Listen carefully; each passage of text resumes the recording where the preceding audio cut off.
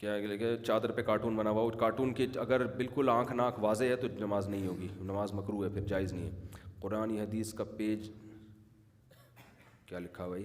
اگر گیلا ہو جائے جلا سکتے ہیں، ہاں، جس پہ کاغذ پہ اگر آیتیں لکھی ہیں ان کو بے ادبی سے بچانے کے لیے جلایا جا سکتا ہے تاکہ لوگوں کے پاؤں میں نہ آئے۔ منہ سے نوارہ نکل جائے تو دوبارہ کھا سکتے ہیں، بالکل کھانا چاہیے۔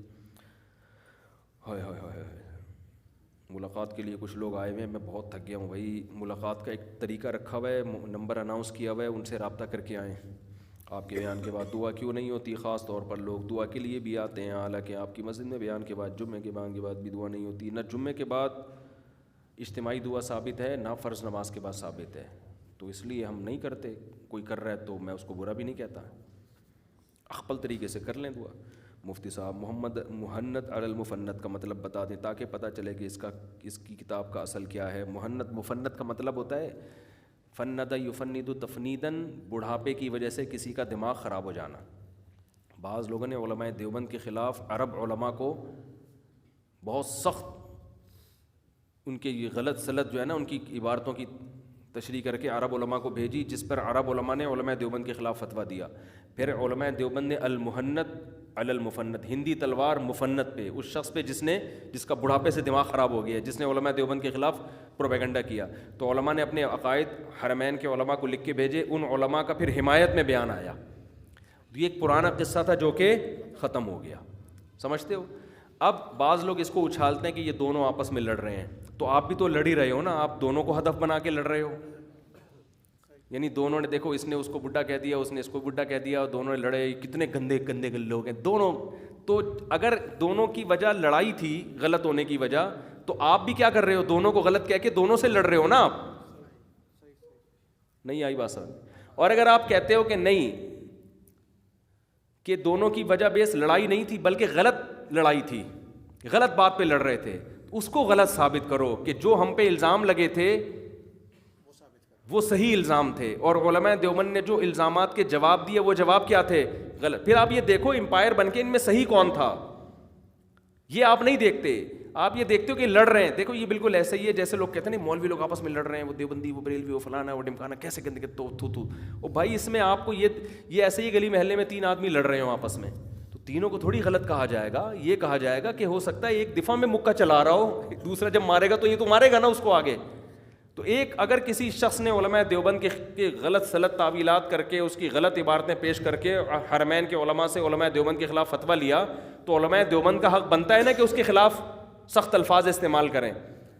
سخت الفاظ آپ یہ ثابت کرو کہ یہ الفاظ جو سخت استعمال کیے یہ غلط استعمال کیے، بلکہ جنہوں نے علماء دیوبند کی شکایتیں لگائی تھیں وہ شکایتیں بالکل بجا تھیں، یہ ثابت، اس پہ بحث آپ کبھی قیامت تک نہیں کرو گے۔ آپ یہ کہو کہ دیکھو انہوں نے ان کو کیا کہہ دیا، حالانکہ اب ان عالم کو علماء دیوبند احترام سے یاد کرتے ہیں۔ برا بلا ایک بات تھی، دیکھو وقتی طور پر کیا ہوا کہ آپ کے چچا ماموں میں پھڈا ہوا، چچا نے ماموں کو گالی دے دی، بعد میں چچا ماموں اب گالی نہیں دے رہے، احترام سے بات کر رہے ہیں۔ آپ کہہ رہے ہو یہ چچا کی تحریر ہے میرے پاس اتنی سال پرانی، اس میں ریٹن میں لکھا ہوا ہے کہ انہوں نے اس کو گدھا بولا تھا، چچا نے ماموں کو کیا بولا تھا؟ گدھا۔ تو یہ چچا ماموں کی تو آپس میں بنتی نہیں ہے۔ اب چچا ماموں کی اولادیں کہہ رہی ہیں، اس دن مفتی تقی عثمانی صاحب کا بیان آیا کہ ہم احمد رضا بریلوی کے ساتھ احترام سے نام لیتے ہیں ان کا نا۔ کسی نے مولانا شریف تھانوی رحمۃ اللہ علیہ کو کہا کہ احمد رضا بریلوی نے ایسا کہا ہے، کچھ عالم کوئی یہ نہیں، مولانا نہیں لگایا، تو انہوں نے کہا احترام سے نام لو، کسی عالم کا نام لے رہے ہو۔ تو یہ ایک پازیٹیو بات تھی کہ یار چلو جو آپس میں ہوا اب ایک دوسرے کا احترام کر رہے ہیں۔ یہ ایسا ہی ہے جیسے چچا ماموں میں لڑائی ہوئی، چچا نے ماموں کو گدھا بول دیا، اس نے کتا بول دیا، لڑ کے بعد میں ان کی اولادیں کہہ رہی ہیں بھائی ہم تو ماموں کا بھی احترام کریں گے، چچا کا بھی احترام کریں گے۔ آپ کہہ رہے ہیں ابے ڈرامہ کر رہے ہیں سالے، اس کے تو چچا نے اس کے ماموں کو گدھا بولا تھا، یہ دیکھو یہ تحریر ہے، وہ تھا نا، اب تو نہیں بول رہے نا۔ اور جب ہم نے بتا دیا میرے چچا نے ماموں کو اس لیے گدھا بولا تھا کہ ماموں نے حرکت ایسی کی تھی، اور چچا نے یہ کہا تھا جس کی وجہ سے ماموں نے یہ کہہ دیا، تو ماموں نے یہ کیا تھا تو اس کی ریزن بھی بیان کر دی، تو دونوں نے ایک دوسرے کو اس بیس پہ کہا تھا۔ تو یہ سوائے فتنہ فساد کے ان باتوں سے کچھ بھی حاصل نہیں ہوتا۔ یہ بحث تو کوئی جانتا بھی نہیں تھا، یہ خام خام میں اچھال کے نا، ابھی دیکھو کیا کریں یار، پھر وہ ٹاپک شروع ہو جاتا ہے۔ ابھی یہ جو مدینہ کی جو مسجد گری ہے، گرانے کی بات گورنمنٹ کر رہی ہے، اللہ گرنے سے بچائے۔ سارے اس کی حمایت کر رہے ہیں، اہل حدیث بھی، بریلوی بھی، علماء دیوبند بھی، کہ یار مسجد نہیں گرنے دیں گے. بعض لوگوں کی عادت ہے اس کو دیوبندیوں کی مسجد کا نام بتا رہے ہیں، حالانکہ کسی نے بھی ابھی تک میڈیا پہ یہ دیوبندیوں کا لفظ استعمال نہیں کیا تھا کہ دیوبندیوں کی مسجد. تو آپ فرقہ واریت کو کم کرنے کے بجائے کیا کر رہے ہیں؟ ہوا دے رہے ہیں. یہ ایک پازیٹیو اشارہ تھا کہ یار اس کی تو بریلوی بھی حمایت کر رہے ہیں، اہل حدیث بھی کر رہے ہیں، لیکن آپ کہہ رہے ہو دیوبندیوں کی اور یہ ایک دوسرے کے خلاف ہیں. یہ نہیں ہے تبھی تو ہم حمایت کر رہے ہیں. اگر کہیں خلاف ہو رہے ہیں تو وہاں جا کے بولو تم غلط کر رہے ہو، ان کو جا کے بولو، ساری دنیا کو ملامت نہیں کرو آپ. ایک شخص لا علمی کی وجہ سے ظہر کی سنت مؤکدہ فرض کی طرح ادا کرتا رہا ہے، یعنی آخر کی 2 رکعتوں میں سورہ فاتحہ میں کوئی صورت نہیں پڑھتا، اور یہ عمل کافی سال سے جاری. تو اب کیا کرے؟ بہتر تو یہی کہ ساری نمازیں لوٹائے.